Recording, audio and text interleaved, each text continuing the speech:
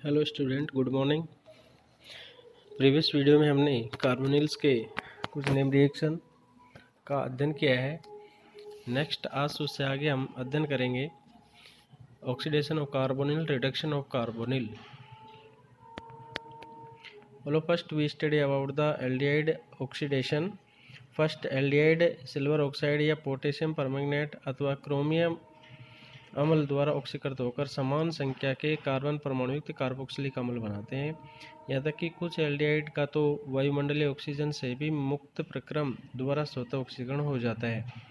तो देखिए यहाँ पे एल्डिहाइड ऑक्सीडाइज होकर कार्बोक्सिलिक एसिड में कन्वर्ट हो रहे हैं। ये रिएक्शन है जैसे बेंजोएल्डिहाइड बेंजोइक एसिड में, एसिटाल्डिहाइड एसिटिक एसिड में। सेकेंड है बेयर विनेगर ऑक्सीडेशन।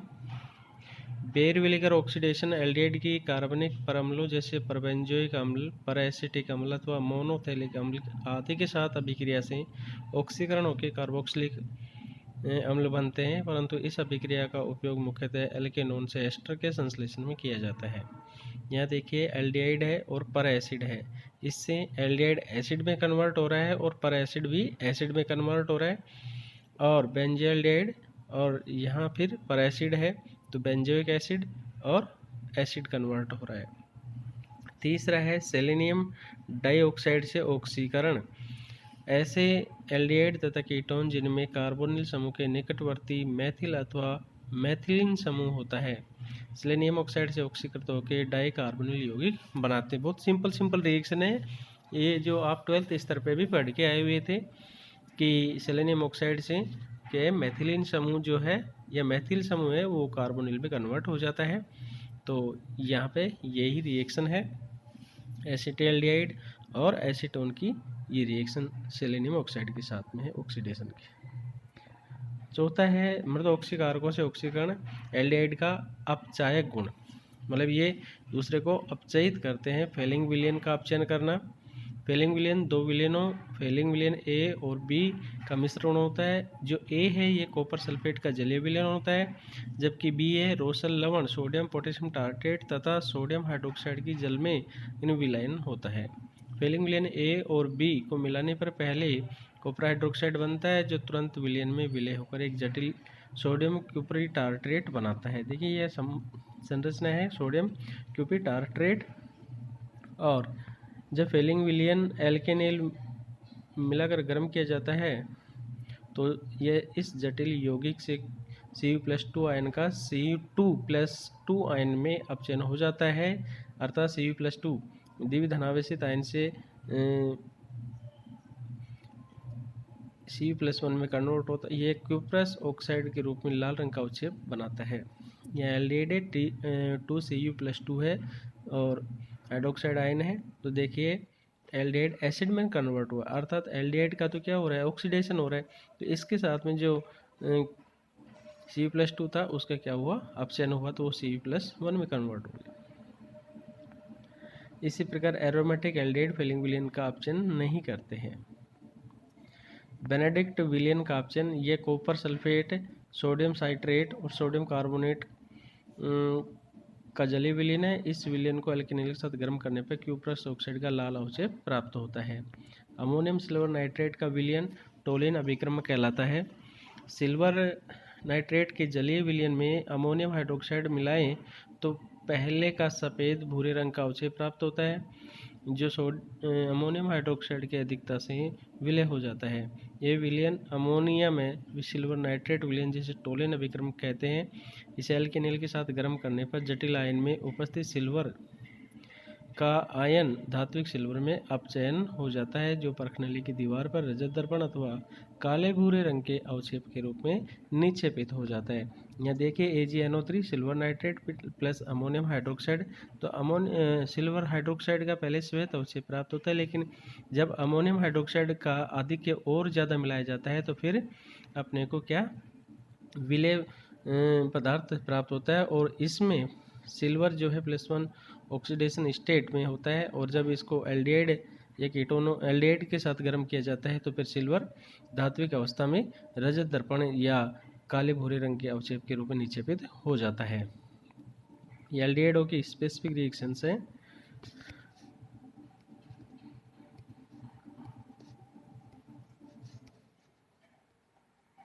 अब है मरकुरी क्लोराइड विलयन का अपचयन। एल्केनेल को मरकुरी क्लोराइड के जलीय विलयन के साथ गर्म करने पर ये इसका मरक्यूरस क्लोराइड में अपचयन कर देते हैं। यह अभिक्रिया यहीं बंद नहीं हो जाती, वरना मरक्यूरस क्लोराइड का एल्केनेल द्वारा मरकरी के काले अवक्षेप में अपचयन हो जाता है। देखिए एल्डिहाइड है और मरक्यूरस क्लोराइड मर्क्यूरी क्लोराइड को मर्क्यूरस क्लोराइड में कन्वर्ट करता है तो एल्डिहाइड एसिड में कन्वर्ट होता है।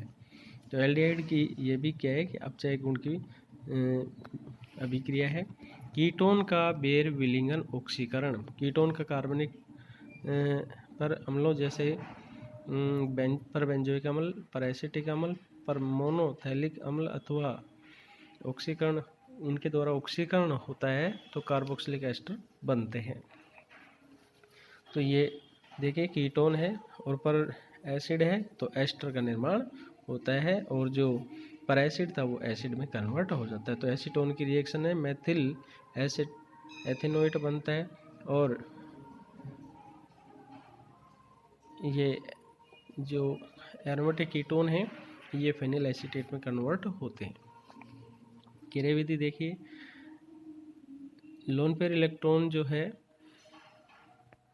एसिड जो है पर एसिड उसके साथ रिएक्शन करता है तो ये प्रोटॉन एक्सेप्ट कर लेता है किसके द्वारा, एसिड के द्वारा, और फिर पर एसिड इस पर आक्रमण करता है कार्बोनिल कार्बन पे और उससे कनेक्ट होता है। फिर अगले स्टेप में ये एनाइन जो है न्यूक्लियोफाइल ये इस प्रोटॉन को एब्स्ट्रैक्ट कर लेता है और तीसरे स्टेप में फिर पुनः ये प्रोटॉन का प्रोटोनेशन होता है और फिर लास्ट स्टेप में एसिड एस्टर में कन्वर्ट हो जाता है। इस अभिक्रिया के उत्पाद से ज्ञात होता है कि मेथिल समूह की अपेक्षा फेनिल समूह के स्थानांतरण की प्रवृत्ति अधिक है, इसलिए फेनिल एसीटेट प्राप्त हुआ। देखिए यहाँ पे मतलब यहाँ पे दो थे माइग्रेटरी जो ग्रुप है कि जैसे ही ये एस्टर समूह बाहर निकलेगा तो यहाँ से फेनिल समूह जो एरो के निशान से ऑक्सीजन की तरफ से हो रहा है तो यहाँ पे मेथिल समूह भी था, लेकिन ये कहने का मतलब है कि फेनिल समूह की स्थानांतरण प्रवृत्ति अधिक है इसलिए फेनिल एसीटेट बना है या फेनिल एसीटेट का निर्माण हो रहा है। यदि मेथिल समूह की स्थानांतरण प्रवृत्ति अधिक होती तो मेथिल बेंजोएट बनता जो कि प्राप्त नहीं हुआ है।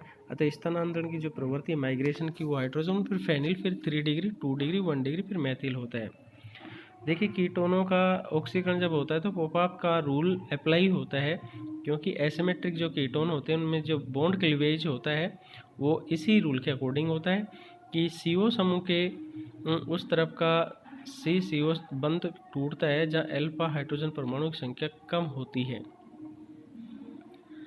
अल्फा हाइड्रोजन परमाणु की संख्या कम होती है। यहाँ पे ये ध्यान रखने की बात है कि फोपाल ग्रुप में कार्बोनिल कार्बन और दूसरे कार्बन तो यहाँ एसिमेट्रिक ब्यूटेन टू ओन है। अब इसमें मेथिल समूह की ब्रेकिंग हो या फिर एथिल की तो यहाँ से ब्रेकिंग होती है कि जो कार्बोनिल समूह है उसमें जुड़ने वाले दोनों साइड के कार्बन परमाणुओं पे ये देखो कि अल्फा हाइड्रोजन की संख्या कम होती है, वहाँ से बंध टूट CO समूह के दोनों और अल्फा हाइड्रोजन समान हो तो CO समूह मुख्य रूप से उस एल्किल समूह पर लगा रहता है जिसमें कार्बन परमाणु कम हो। तो पहले तो था हाइड्रोजन कम हो वहाँ से तोड़ो, फिर अगर समान नहीं है अल्फा हाइड्रोजन तो समान है लेकिन फिर क्या स्थिति क्रिएट होती है तो आप कार्बन जहाँ कम होगी तो वहाँ से, तो इस प्रकार से हेक्सेन टू ओन का प्रोपेनोइक अम्ल बनता है। अब आता है रिडक्शन। फर्स्ट है मिरवाइन पंड्रोफ वर्ली रिएक्शन। कार्बोनिल यौगिक का एल्यूमिनियम आइसोप्रोपोक्साइड के साथ आइसोप्रोपिल अल्कोहल में आसवन करने पर अल्कोहलों में अपचयन हो जाता है। अभिक्रिया में आइसोप्रोपिल अल्कोहल के ऑक्सीकरण से एसीटोन भी बनता है जिसे मंद आसवन द्वारा अलग कर लेते हैं। तो देखिए कीटोन अल्कोहल में कन्वर्ट हो रहा है। यह अपचय कार्बोनिल समूह के अपचयन के लिए विशिष्ट है। यदि यौगिक में कार्बोनिल समूह के अतिरिक्त अन्य अपचयन योग्य समूह भी उपस्थित हो तो भी केवल कार्बोनिल समूह का ही अपचयन होता है, केवल कार्बोनिल समूह का ही अपचयन करता है। इस में देखिए क्रियाविधि में कार्बोनिल कार्बन एल्यूमिनियम पर आक्रमण करता है और वहाँ से प्रोटॉन कार्बन पे शिफ्ट होता है और इंटरमीडिएट स्टेट आती है, और ये फिर अगले स्टेप में ये कन्वर्ट होता है अल्कोहल में। क्लेमेंस रिडक्शन देखिए बहुत ही सिंपल है। जिंक मरकरी जो अमलगम होता है वो सांद्र हाइड्रोक्लोरिक अम्ल की उपस्थिति में कार्बोनिल समूह CH2 समूह में कन्वर्ट हो जाता है। बहुत कॉम्पिटिशन में रिएक्शंस आती हैं। एसीटोन देखिए प्रोपेन में कन्वर्ट हो रहा है। क्लेमेंस ऑप्शन एसिल बेंजीन को एल्किल बेंजीन में बदलने में सामान्य रूप से प्रयुक्त होता है। देखिए एसिल बेंजीन है तो एल्किल बेंजीन कन्वर्ट हो रहा है। 1 फेनिल ब्यूटेनोन को butyl benzene, 2 methyl 1 phenyl 1 propanone को आइसोब्यूटिल बेंजीन, 3 नाइट्रो एसिटोफिनोन को 3 एथिल नाइट्रोबेंजीन।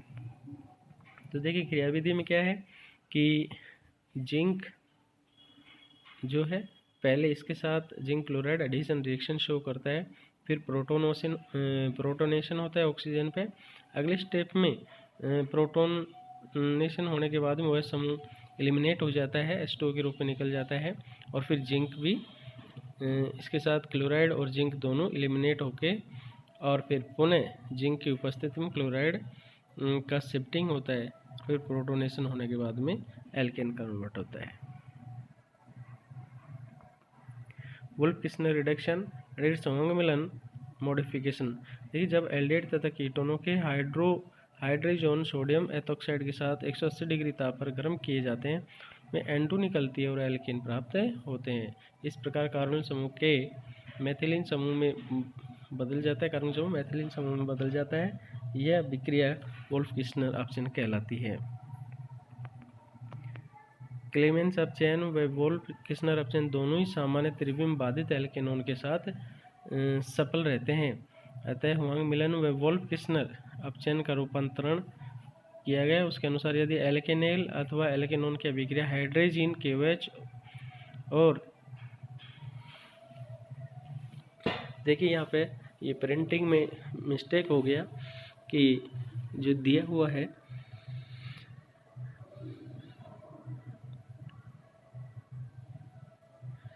KOH के और के हाइड्रोजीन और KOH, ये आगे आता हाइड्रोजीन और KOH के साथ डाईएथिलीन ग्लाइकोल या ट्राईएथिलीन ग्लाइकोल में 200 डिग्री ताप पर की जाए तो एल्केन अच्छी मात्रा में प्राप्त होते हैं।